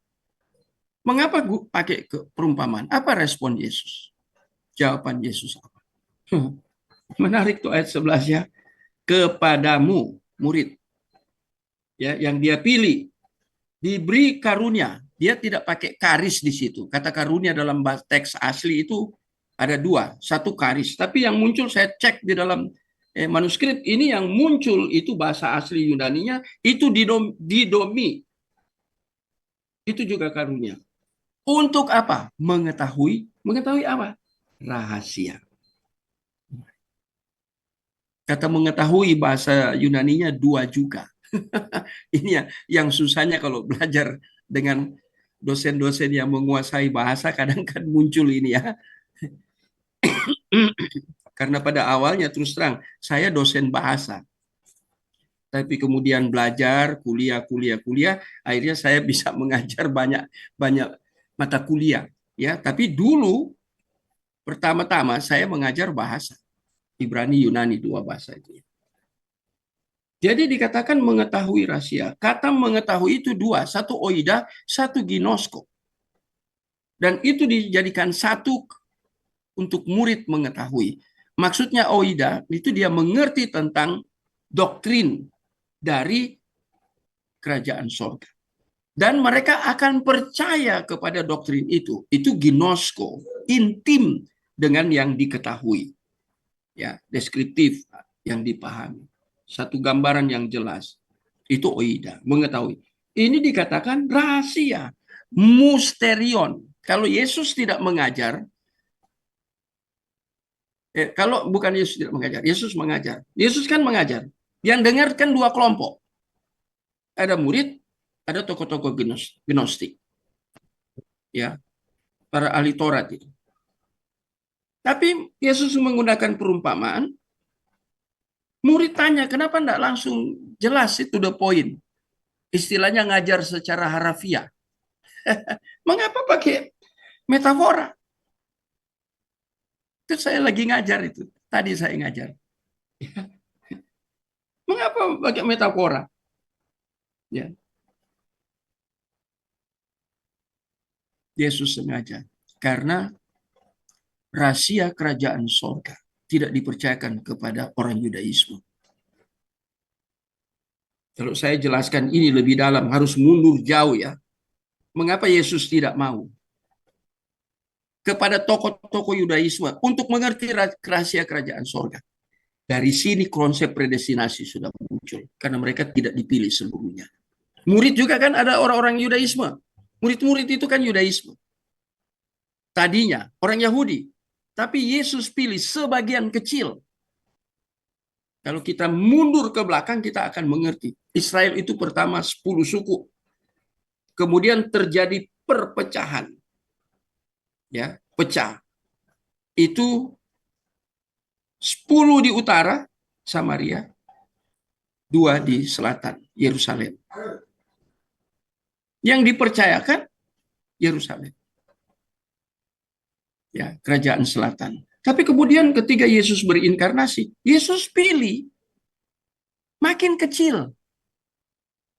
Makanya saya mengerti ketika dosen saya dari Jerman menjelaskan tentang puntung itu tidak boleh dibuang.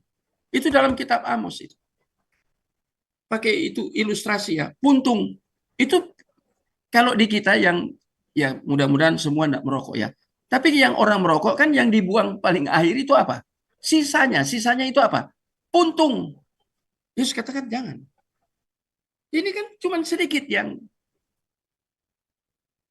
jadi murid itu kan. Oh, itu mungkin 99% atau 99,9% koma 0000 berapa. Yang sisanya itu yang 0000 itu yang jadi dipilih oleh Yesus. Ini kan predestinate. Ditampi itu, sisa, itu saudara harus belajar remnant teologi. Nanti saya ngajar-ngajar yang seperti ini ya. Yang jarang dibicarakan, saya ngajar tentang remnant teologi. Ya, Lauren?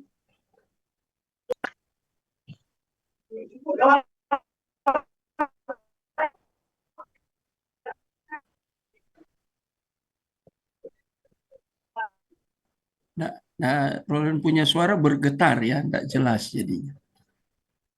Lihatlah Irenaeus ini. Dia membicarakan ini, dialektik rasionalis, irasionalis. Irenaeus mengungkapkan bahwa ia harus menghindar. Ya, menghindari beberapa ekspresi Alkitabiah. Nah, ini sekarang. Ini bagian lain. Ya. Karena ekspresi-ekspresi tersebut kemungkinan untuk disalahpahami. Artinya apa? Irenaeus menyesuaikan dengan sikon di mana dia hadapi pada saat itu. Jadi dia tidak gunakan ekspresi Alkitabiah yang full, dia langsung tidak gunakan semua, dia batasi. Karena mungkin mereka tidak akan mengerti. Jadi harus proses bertahap. Nah ini ya. Supaya kemungkinan untuk disalahpahami. Jadi dia harus menghindar. Di dalam konteks waktu itu, dia harus menghindar. Enggak seluruh lah seperti diberikan semua, lengkap semua, utuh. Enggak. Mereka perlu proses. Kita semua kan perlu proses. Dan contoh proses yang paling luar biasa itu ketika Israel keluar dari Kanaan. Itu dahsyat prosesnya. Maksudnya apa? Kan ada jalan pintas, tapi Tuhan suruh jalan 40 tahun. Dan saya sudah pergi ke Israel, lihat tuh perjalanan Musa ya. Saya sudah pergi. Itu sudah berubah jauh, tidak seperti dulu. Wah, dulu lebih ngeri lagi. Sekarang kan sudah jalannya bagus, aspal, apalagi Israel kan bagus sekali. Ya, saya sudah lihat itu, telusuri itu ke sana ya, ketika saya ke Israel. Cukup waktulah saya ada di sana, telusuri itu. Pak Esra yang sering ke Israel. Dia buat penelitian. Ya. Jadi lihat ini ya. Dia menghindar. Artinya seperti ini, saya beri ilustrasi supaya jelas ya. Bukan dia kompromi, tapi dia menghindar. Ya. Dia tidak berikan full. Umpamanya seperti ini. Saya sudah lama jadi dosen. Ketika saya pergi berkhotbah di jemaat, itu bahaya sekali saya. Mengapa?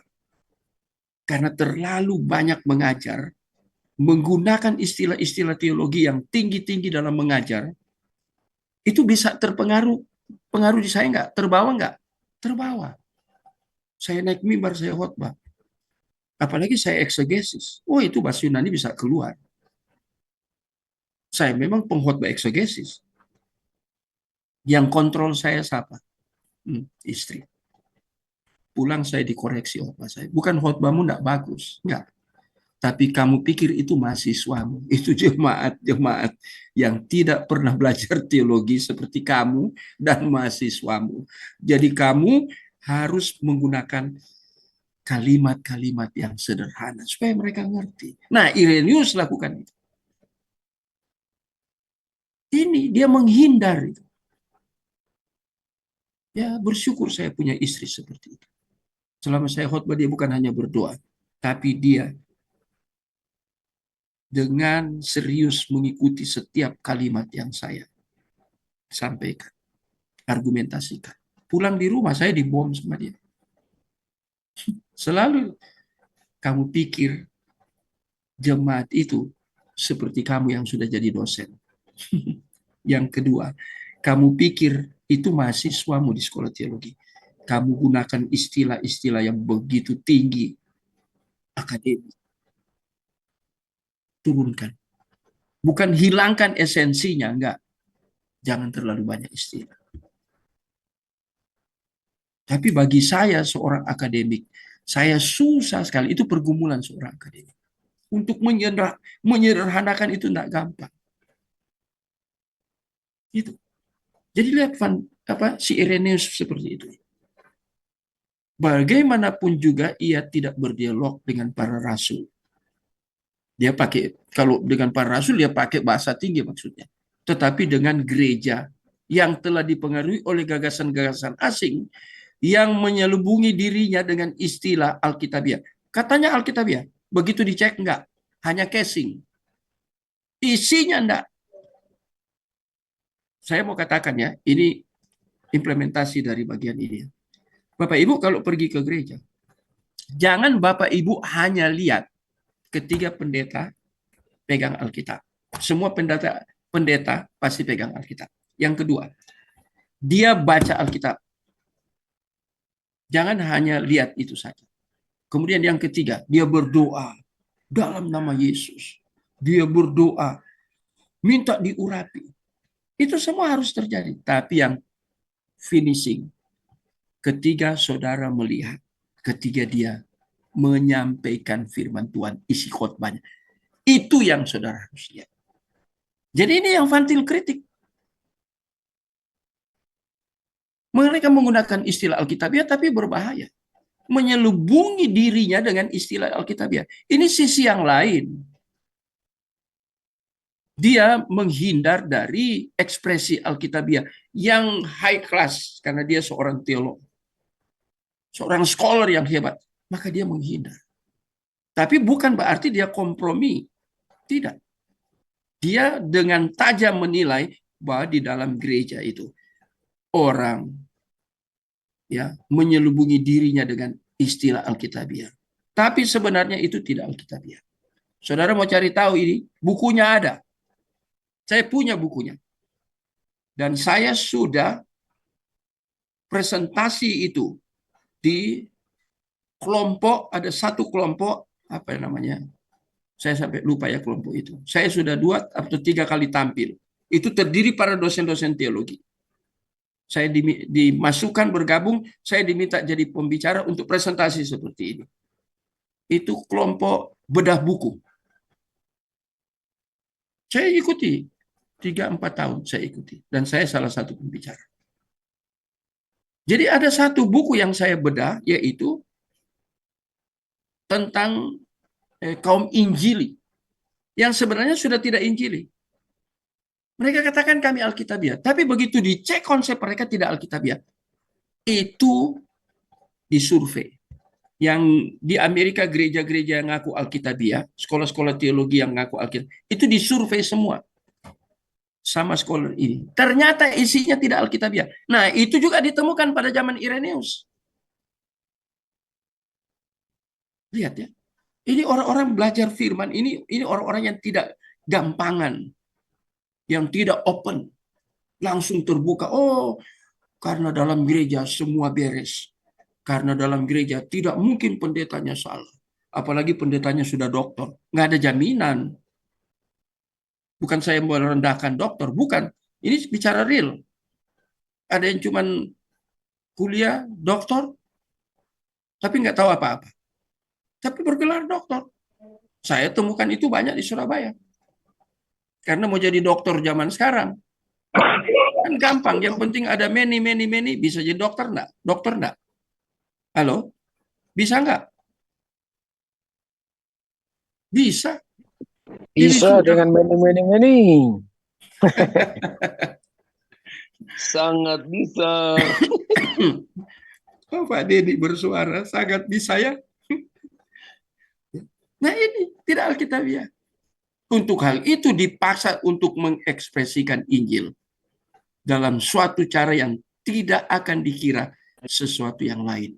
Dan ini memang contoh utama tentang bagaimana ia mengerjakan. Irenaeus bekerja untuk menjelaskan tentang doktrin Alkitabiah. Nah, kadang-kadang dia rem. Nah, semua dia berikan. Dia rem. Karena dia lihat audiens yang dia hadapi ini. Dia rem. Paulus katakan, ketika aku ada di tengah-tengah orang Yunani, aku seperti orang Yunani. Itu kan kalimat Paulus ya. Ketika aku berada di tengah-tengah orang ini, aku ada kata seperti. Apakah dia seperti mereka benar? Kata seperti itu. Artinya dia menyesuaikan diri. Ini dilakukan Irenaeus. Menarik ya. Tapi jamnya sudah mau game over, tinggal 6 menit.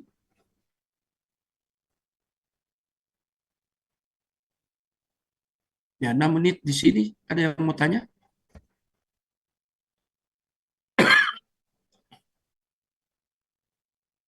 Sudah tangkap?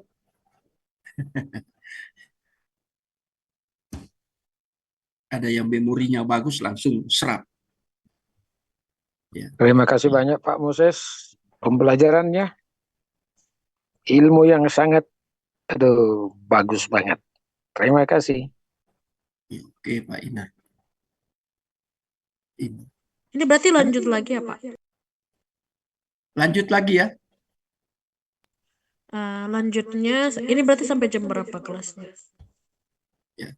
Aspek lain dari rekapitulasi yang mungkin tidak langsung jelas kelihatan oleh mata modern. Kita lihat sekarang ya, dengan mata modern. Kita sudah di posmo. Ya, spirit posmo sudah masuk di kita, pengaruh. Apalagi ini anak-anak generasi kita ya, yang masih remaja. Ini mereka itu generasi Z. Saya belajar juga itu. Ya, saya diskusi dengar dari istri ya. Karena dia guru 25 tahun di Petra lagi. Dia bilang anak-anak sekarang bahaya. Ya, generasi Z. Ya, hanya mau bandingkan dengan ini ya. Mungkin tidak langsung, rekapitulasi yang mungkin tidak langsung dengan jelas oleh mata modern adalah bahwa ini cara dengan Irenaeus menegaskan doktrin Alkitabiah tentang predestinasi. Kata lain yang ia gunakan karena kemungkinan kesalahpahaman. Jadi Irenaeus percaya predestinasi. Jadi yang tadi di awal-awal kita belajar, ada kelompok atau ada scholar yang menuduh bahwa Irenaeus tidak percaya predestinate. Itu nonsense. Cuma pengkalimatan dia itu lain caranya. Nggak langsung. Kelihatannya kan tidak langsung ya kelihatan oleh mata modern. Nggak langsung ya. Nah, Irenaeus sudah pasti, ini penegasan dari yang di atas. Irenaeus sudah pasti percaya pada predestinate. Kok bisa dituduh? Cuman baca sepenggal atau beberapa halaman, kemudian mengambil kesimpulan. Irenaeus tolak predestinasi. Nah, berdasarkan Irenaeus tolak, karena dia bapak gereja, scholar, tokoh yang sangat penting, sampai sekarang, bahkan sampai Tuhan Yesus datang kedua kali, karena dia tokoh penting yang Tuhan Yesus pernah munculkan. Kemudian mau kambing hitamkan bahwa reform itu John Calvin lah yang lebih awal ya membicarakan tentang doktrin predestinasi. Itu nonsen. Bawa-bawa nama Irenaeus lagi. Irenaeus. Itu nonsen semua. Ini mereka sudah tahu kok. Apakah yang jadi pertanyaan? Reform sudah muncul enggak? Belum, abad kedua. Reform muncul abad pertengahan, 15-17. Ini abad kedua, akhir abad kedua. Sudah ada teologi predestinasi.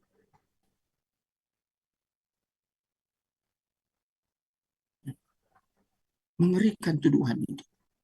Jadi hati-hati ya kan. Kita harus tahu ya, nggak mungkin kita tahu seutuhnya. Tapi kita banyak tahu dulu, baru kita memberi nilai kepada orang. Jangan baru tahu seujung kuku, apalagi kita hanya dengar dari apa kata orang. Aduh, saya pernah di gereja waktu saya gembalakan, saya tes remaja dan pemuda ketika saya pelayanan. Saya tes mereka. Cara tesnya sederhana. Bagaimana cara tes saya? Saya bisik, mereka mungkin ada 15 orang ya. Saya bisik dari yang pertama. Satu kalimat singkat. Tidak panjang. Saya suruh dia bisik ya, yang kedua terus sampai yang terakhir. Baru saya tanya yang terakhir, apa yang saya sampaikan kepada yang pertama saya bisik. Enggak match. Enggak pas. Sudah dikembangkan sedemikian rupa. Nah ini artinya betapa berbahayanya ya. Ini kan pembanding aja ya. Untuk mendiskreditkan doktrin dari reformasi, mereka pakai satu tokoh ini. Padahal setelah kita cek, Cornelius Pantil aja akui. Memang dia punya kelemahan. Memang dia pada waktu itu Irenaeus tidak menggunakan full seperti kita sekarang. Beda. Cornelius Pantil menemukan ini.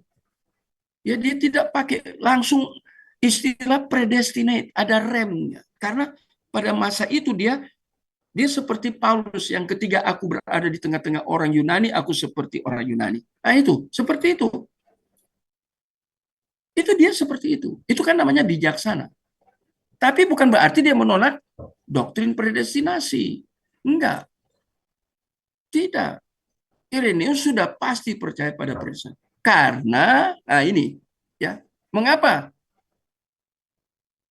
Vantil melihat dan menilai bahwa Irenaeus pasti percaya. Nah ini, karena ia menegaskan bahwa Allah mengontrol alam semesta yang ia ciptakan. Termasuk masalah soter. Predestinasi kan terkait dengan soteriologi. Itu semua dikontrol oleh. Berarti kata mengontrol ini, itu bahasanya Irenaeus. Yang sekarang kita tahu dengan kata mengontrol itu, seluruh alam itu berbicara tentang kedaulatan Allah. Bayangkan alam semesta yang sebesar ini, dia kontrol. Kalau dia bukan Allah yang berdaulat, bagaimana mengontrol? Kita kontrol aja anak kita susah kok. Iya kan? Allah itu, dia tidak pernah tutup mata. Dan dia berdaulat, dia punya kemampuan untuk kontrol itu. Tetapi dalam suatu konteks di mana konsep ini terkait dengan kekafiran gnostik. Jadi kan lawannya dari Irenaeus dan Tertullianus kan ini. Dan konsep gnostik sudah masuk dalam gereja. Sudah masuk. Saya tanya, bagian-bagian terakhir ya. Aduh, sudah lewat malah. Apakah waktu itu sudah ada gereja Protestan? Apakah waktu itu sudah ada gereja HKBP? Karismatik sudah ada, gereja Pentakosta sudah. Ini akhir abad kedua belum ada semua. Ya. Jadi kita lihat ini ya, menarik. Tapi sudah lewat waktu. Saya khawatir ini kita gunakan wifi ini kan internet ini kan terbatas time-nya ya. Saya pikir oke dulu ya.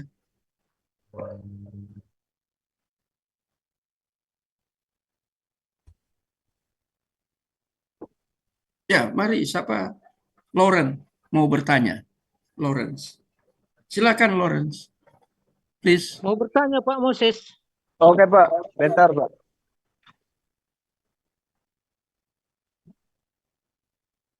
Mau Minjem bertanya, Pak? Oke, oke. 2 orang ya, gantian. Pak Moses, apa kira-kira definisi predestinasi, Pak Moses? Dari awal tadi nggak ada definisi predestinasi apa kira-kira, Pak Moses? Nanti saya bukakan. Nanti minggu depan mulai dengan itu. Saya selalu, cara mengajar saya, mengajarkan hal yang nggak benar dulu. Baru saya mengajar hal yang benar. Ya, mau menunjukkan bahwa satu ajaran ada yang disalah mengerti. Baru saya berikan untuk mengerti ini konsepnya yang benar. Nah, nanti pengertiannya minggu depan saya berikan. Oke, Pak John Roni. Ya, nanti minggu depan muncul itu. Nanti saya sudah janjikan sampai di eksegesis. Itu baru saya munculkan. Mari sekarang Pak Lawrence. Oke Pak, Shalom, selamat malam. Iya, ya. Terima kasih. Pak, berkaitan dengan predestinasi. Sampai detik ini pun saya masih mempertimbangkan banyak hal.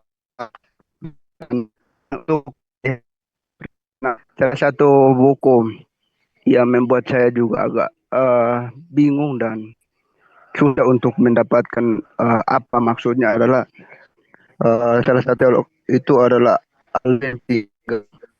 Itu judul bukunya itu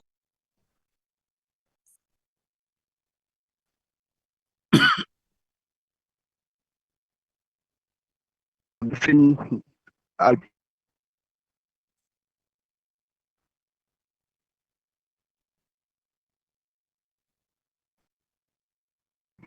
kita lihat bahwa seakan-akan Putus-putus ya. sistematikanya sidang Terus putus Pak Loren. melihat Atau begini aja, karena tidak jelas, Loren ketik aja, nanti saya buka. Ketik aja. Nah, ini sudah ada 18 ketikan. Oh iya. Boleh nanya, Bapak. Loren ketik aja, Loren. Kalau enggak tidak terdengar, tidak jelas. Saya nanya, Pak. Loren sudah ketik? jawab nanti ini sementara ketik. Oh, oke. Iya, Kalau Loren sementara ketik, Pak Denny mau tanya. iya, Pak, mohon izin nanya. Hubungan predestinasi, Pak, dengan masalah keselamatan gimana ya, Pak ya? Saya jawab dulu ya, tapi nanti itu saya jelaskan semua, Pak Den. Iya, Ya, iya. jadi predestinasi ini bagian dari soter. Soter itu soteriologi keselamatan.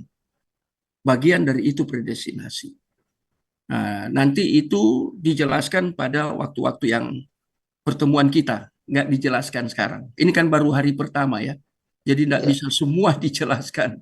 Tadi Oh, iya. juga Pak John tanya tentang masalah apa itu definisi dari kata predestinasi itu. Nah, nanti saya diberikan semua. Malah saya akan berikan dalam bentuk eksegesis. Ya, jadi harus memang back to the Bible ya, harus sola scriptura berdasarkan firman Tuhan. Dan saya untuk mencari dasar yang kuat, saya harus membuat eksegesis. Nanti kemudian setelah saya eksegesis, kemudian melihat dari beberapa pandangan dari para scholar ya tentang predestinasi. Jadi itu. Nah, jadi Pak Denny sabar ya. Baik, Pak. Oke. Tadi Loren sudah selesai. Kasihan. Masih mengetik Pak, masih ketik Pak. Teman-teman bersabar ya. Ini sudah lewat.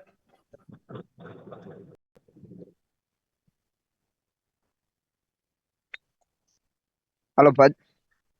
Halo Pak. Oke. suara saya udah bisa jelas, soalnya agak panjang Pak. Jadi kalau mau ketik Oh, coba mungkin Lawrence. Diberikan esensinya aja pertanyaannya. Oke Pak. Eh, berkaitan dengan predestinasi dan kehendak bebas. Salah satu teolog itu adalah Alvin Plantinga. Dia menulis bukunya itu Freedom, God of Evil. Di sana saya melihat, saya membaca buku itu, saya melihat bahwa terlalu ekstrim pada kehendak bebas. Akhirnya menuduh Allah dengan banyak hal terhadap kejahatan itu. Nah, saya juga bandingkan dengan bukunya Sistematika John Frame, penulisnya, muridnya si Van Til. Dia mengatakan bahwa kehendak bebas ini kalau segalanya itu Allah mengendalikan pada posisi di mana berkaitan dengan predestinasi kedaulatan Allah berkaitan memegang pada kendali pada hati. Nah, untuk melihat pada hal ini, John Frame juga mengatakan bahwa Alvin juga terlalu ekstrim pada kehendak bebas. Nah, untuk memahami tentang predestinasi dan kehendak bebas, saya lihat juga satu hal di dalam Alkitab, contoh Keluaran pasal di dalam Keluaran, Allah juga mengeraskan hati Firaun dan lain di sana untuk tidak mengizinkan bangsa Israel untuk tidak pergi kepada itu, untuk tidak pergi beribadah atau keluar daripada tanah Mesir itu. Nah, akhirnya rujukan ayat ini membuat seakan-akan menuduh Allah untuk tidak, atau Allah tidak konsisten dengan apa yang Allah tidak konsisten dalam bagian ini, sehingga banyak pandangan-pandangan yang menolak tentang doktrin predestinasi. Mereka memakai hal ini untuk untuk menuduh dan lain sebagainya, untuk menindak tentang itu, untuk menghindari. Dan saya pikir Pak, ini bagaimana kita bisa dapat melihat dari kacamata sekilas pandangan dari John Frame dan Alvin Plantinga. Terima kasih. Plantinga, ya, Alvin Plantinga, tahu. Ya, saya punya buku-bukunya itu yang ditanya oleh Lawrence. Ini pertanyaan bagus ya, karena Lawrence juga orang yang baca referensi. Jadi yang ini masalah terkait dengan predestinasi. Sebenarnya saya untuk jawab nanti di pertemuan-pertemuan berikut ya.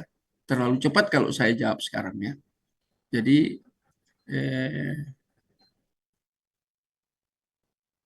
yang pertama, kalau saya mau lihat ini masalah penafsiran.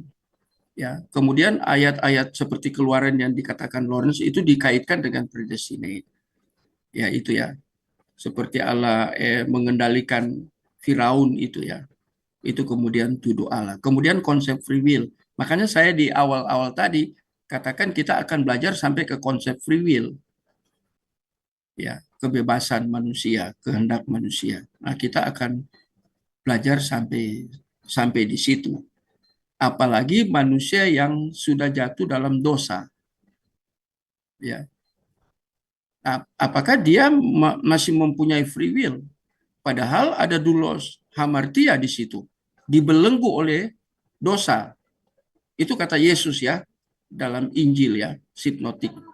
Dia sudah dibelenggu, bagaimana dia mesti ada yang lepaskan, bebaskan, merdekakan. Kalau di LAI katakan, bagaimana orang, justru kalau orang yang sudah dalam Kristus, dia dimerdekakan. Ya. Ada kebebasan, tapi kebebasan yang juga ada punya limit. Ada boundaries di situ, ada limitation di situ. Bukan bebas sebebas-bebasnya, bukan. Nah, nanti kita pelajari itu, Loren, bertahap. Ya. Oke, ada yang sudah mengundurkan diri ini karena sudah lewat 12 menit. Ya, jadi itu dulu pendahuluannya. Siapa ini? Lawrence. Itu pertanyaan yang bagus. Apalagi buku-buku yang Lawrence bacakan, saya sudah kenal buku itu ya, referensi itu saya sudah kenal. Ya, sekarang kita akan tutup dalam doa. Saya mohon Pak Vence ya, Lokalo. Mari tolong tutup dalam doa. Pak Vence, masih ada? Masih dengar suara saya ya? Masih Pak. Oke, mari Pak Vence tolong tutup dalam doa.